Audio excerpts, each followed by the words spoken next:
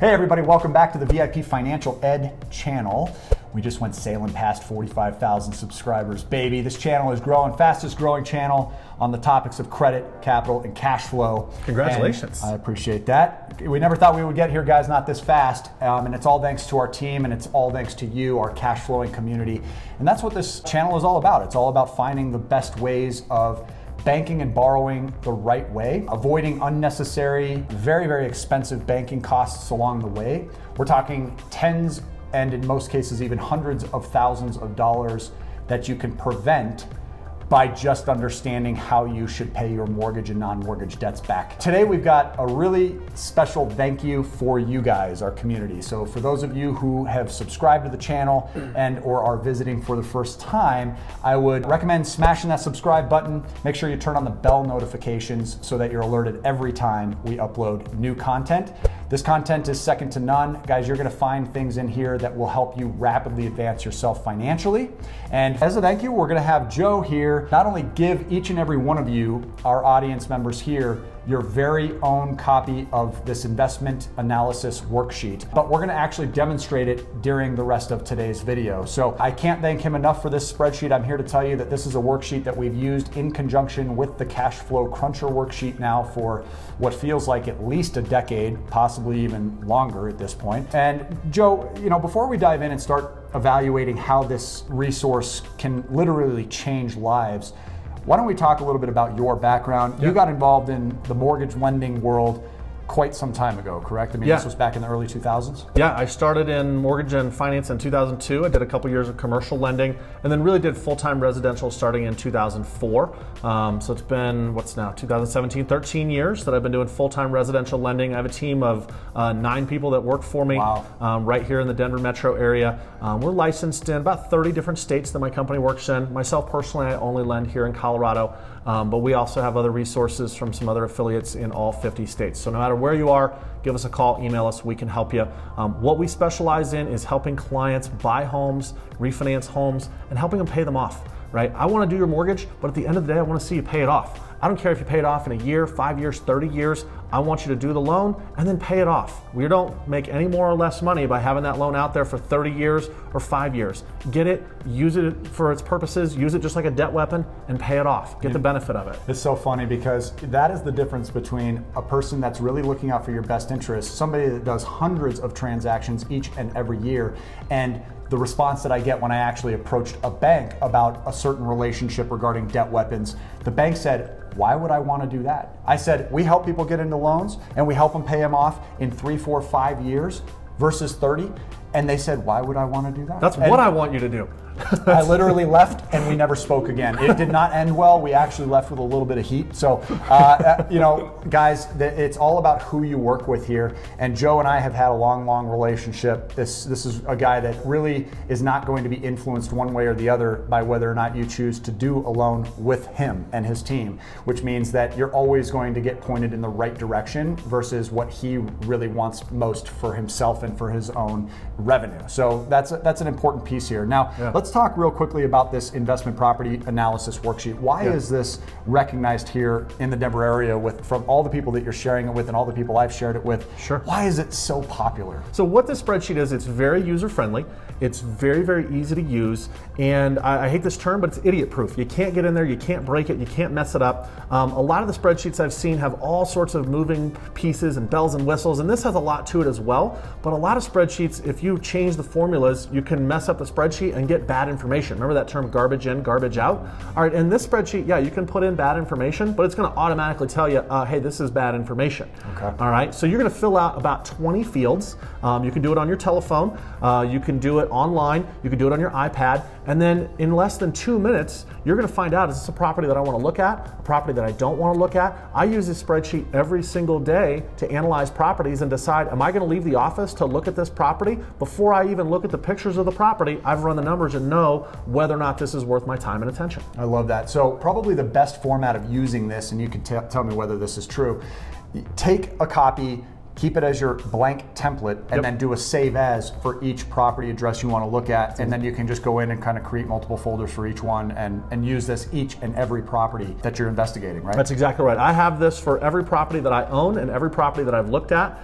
So properties that I own, it's in there along with the closing statements, it's in there along with the HUD statements, the closing documents, and I go in and I update it every year. So I have, this was my estimate when I bought the property, that's saved as, year one, and then next year I'm going to go in and I'm going to create a new one and say, hey, where's my numbers at, and do I want to keep this property? Every year I decide, am I going to keep this property or sell it based on the return it's giving me? I love that, because Joe and I are going to release a video that talks a little bit about 5 strategies to real estate investing, and one of those that you're going to want to consider as far as the principles is your exit strategy. So this tool can be a great resource for that as well. So let's go ahead and dive in each page and how this will be completed to use it most effectively.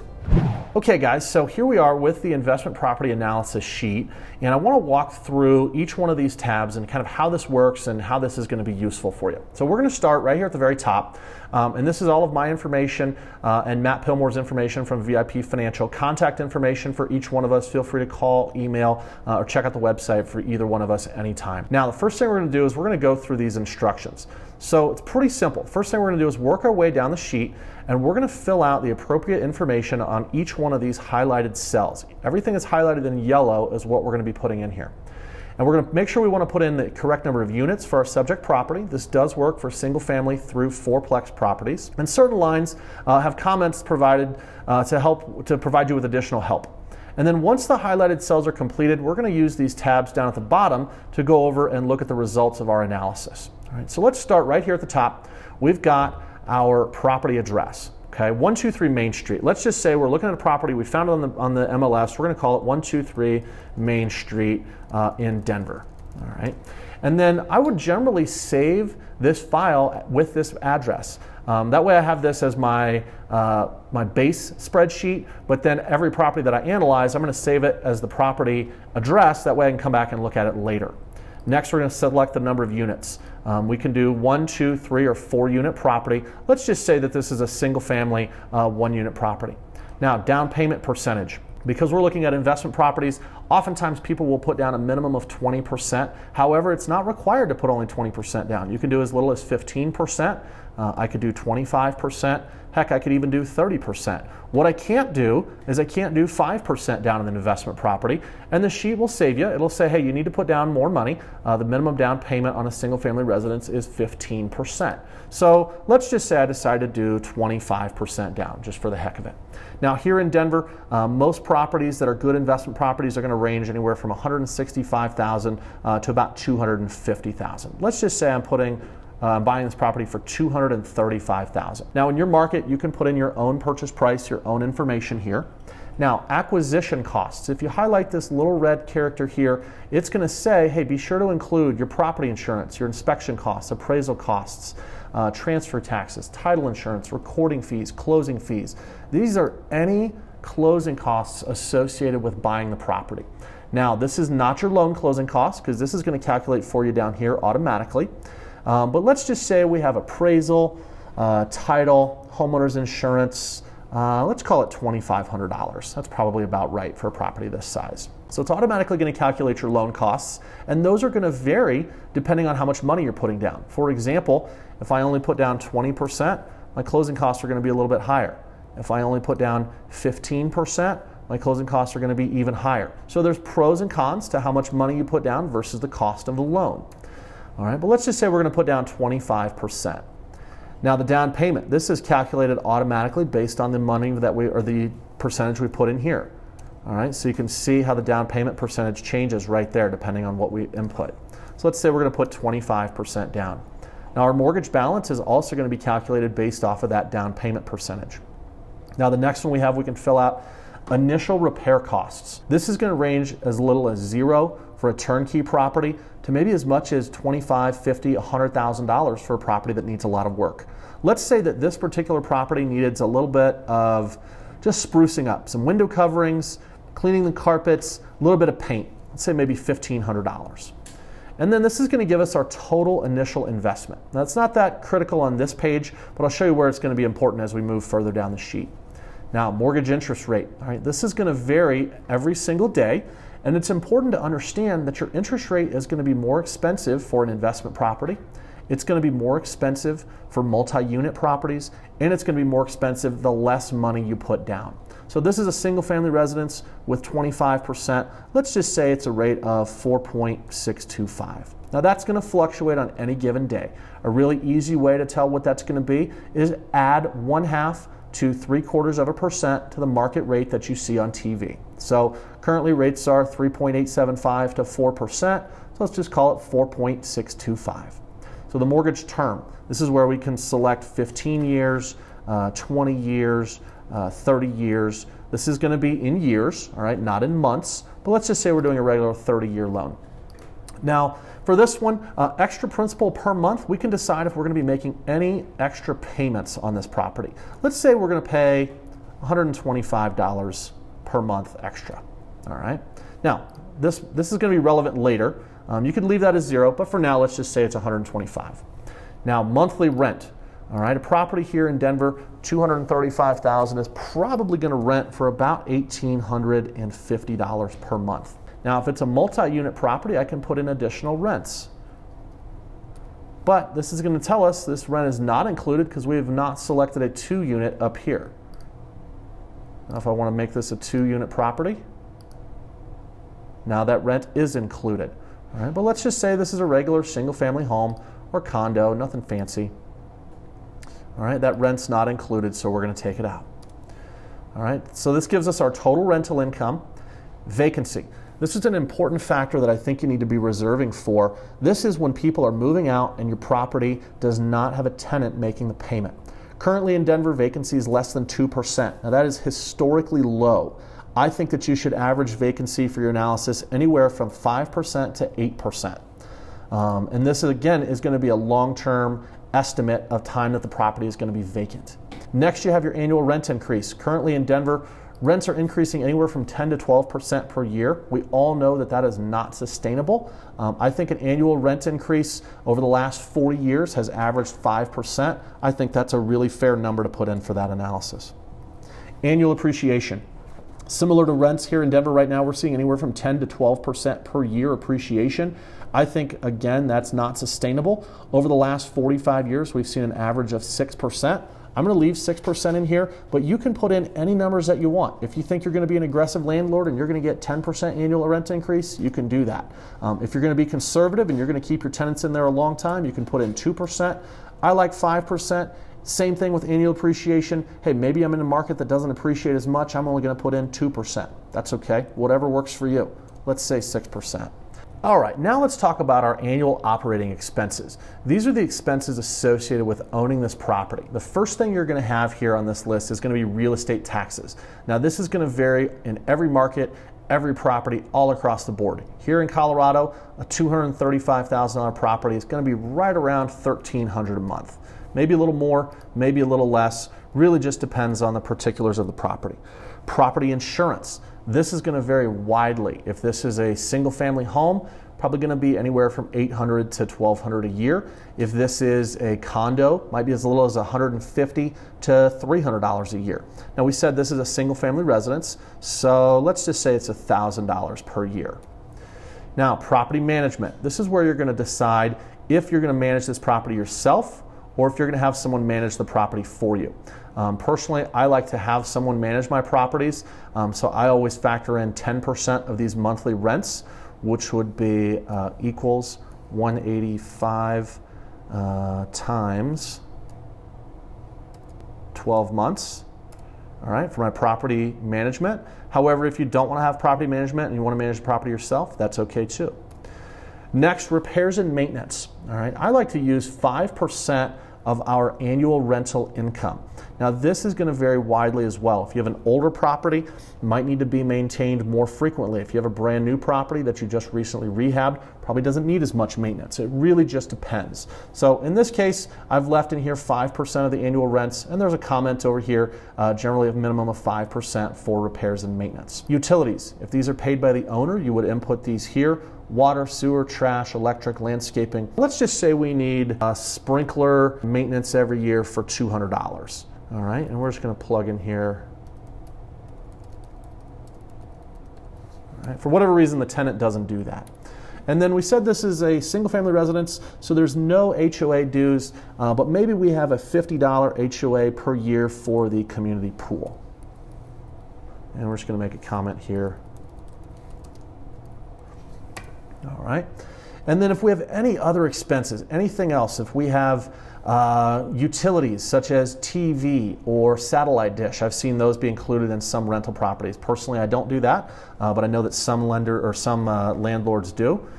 Another thing you could do is any other expenses or anything else that you're factoring in would go here. Now, what if scenarios? What if you got a discount on the purchase price? Let's just say you're a great negotiator and you can buy this property 3% under. What if you were able to lower the expenses? You're really good at your property management and you can save 6% off of your annual expenses. And what if you increased rents? Let's say you were to increase rents by 7%. All right? And those are going to be important here in a moment. So that's everything you need to fill out. All right? And it took me a few minutes because I'm training on this and teaching you guys how to do it. But everything highlighted in yellow is what you're going to fill out. Once you've practiced this a few times, you should be able to fill this sheet out in less than 2 minutes. So now we're going to look at our results. The first tab down here, inputs, this is everything that we just input into the spreadsheet. Next is going to be our cash flow. So we're going to start here at the top. Let me zoom in so y'all can see this clearly. So we've got our cash flow analysis for this property. This is a single unit property, $235,000. We're going to get a new mortgage for $176,250. The down payment on this home is a little over $58,000.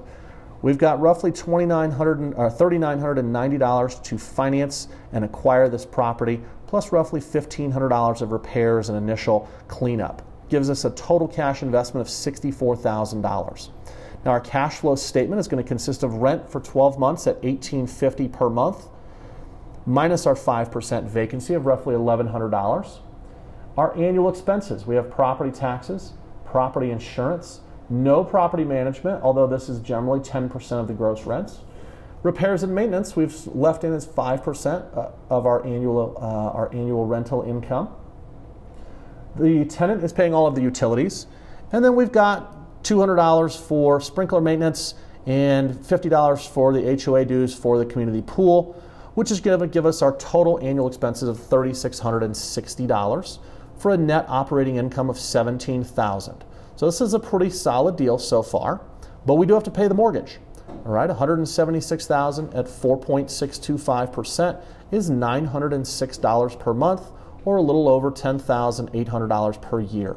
That's going to give us annual cash flow $6,556. And then we're going to see our metrics. Our cash on cash return is 10%.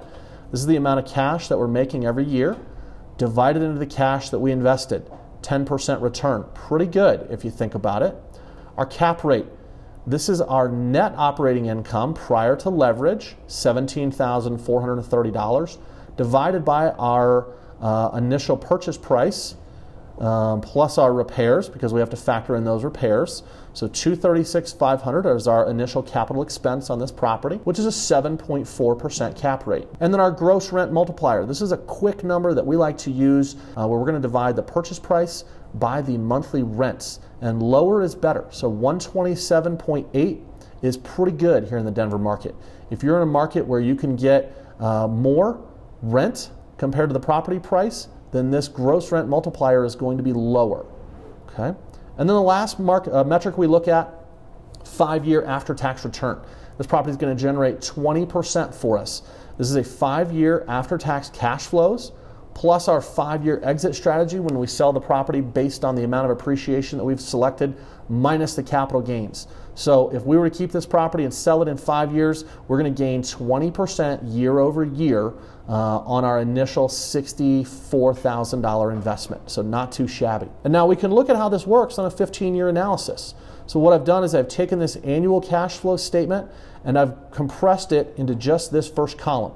So this first column here is year number 1 that we were just looking at, which you can see down at the bottom where it shows our annual cash flow. Now year number 2 right here, this has a little bit of increased rents. Where did these increased rents come from?